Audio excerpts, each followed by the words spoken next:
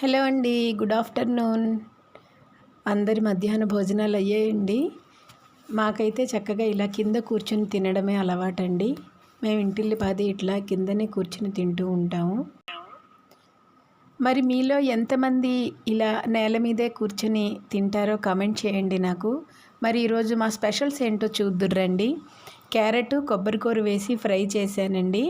దాంతోపాటు white rice, అలాగే కలుపుకోవడానికి మెంతికూర, పప్పు, టమాటా వండానండి. కొంచెం చింతపండు పులుపు కూడా వేస్తానండి, లేకపోతే ఆ మాత్రం పులుపు తగలకపోతే పప్పు రుచి అనిపించదు అని నా ఫీలింగ్. అందుకే నేను ఎప్పుడూ కూడాను మెంతాకు పప్పు వండితే కొంచెం పులుసు చింతపండుది వేస్తాను. మీ అందరికీ ఒక చిన్న రిక్వెస్ట్ అండి, వీడియో చూస్తున్నారు కానీ లైక్ చేయడం మర్చిపోతున్నారండి. మీ ఒక్క లైక్ నా ఛానల్ గ్రోత్కి చాలా అవసరం అండి. సో నా వీడియోస్ కనుక మీకు నచ్చినట్లయితే, మీకు ఎంటర్టైన్మెంట్గాను మెసేజ్ ఓరియంటెడ్గాను ఉన్నట్లయితే ప్లీజ్ ఒక్క లైక్ చేయండి.